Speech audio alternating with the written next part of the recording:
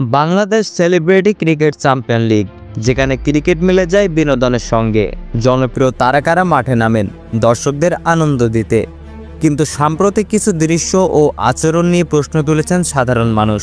এই আয়োজন ঘিরে দেখা যাচ্ছে অস্বাভাবিক ফ্যাশন, অশালীন পোশাক এবং শালীনতার সীমা ছাড়িয়ে যাওয়া আচরণ। অনেকেই বলছেন এটা কি ক্রিকেটের নামে বিনোদন নাকি একটি সস্তা প্রদর্শনী।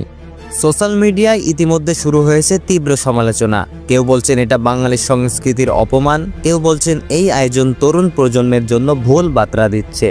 অনেক দর্শক হতাশ। তাদের বক্তব্য, আমরা দেখতে চেয়েছিলাম খেলা, পেয়েছি মডেলিং আর ফ্যাশন শো। আয়োজকদের পক্ষ থেকে এখনো কোনো ব্যাখ্যা আসেনি, কিন্তু প্রশ্ন থেকে যাচ্ছে, এই ধরনের কন্টেন্ট কি গণমাধ্যমে প্রচারের উপযুক্ত, নাকি জনপ্রিয়তার মোহে আমরা হারাচ্ছি আমাদের সামাজিক মূল্যবোধ? টার্গেট আছে খেলার এবং খেলানোর, দুইটাই টার্গেট আছে আসলে। খুব শীঘ্রই আপনারা মাঠে খেলা দেখতে পারবেন, তো অবশ্যই আমাদেরকে দোয়া করবেন। এবং সবচেয়ে ক্রিকেট শুধু খেলা নয়, এটা আমাদের আবেগ, গর্ব ও ঐতিহ্য।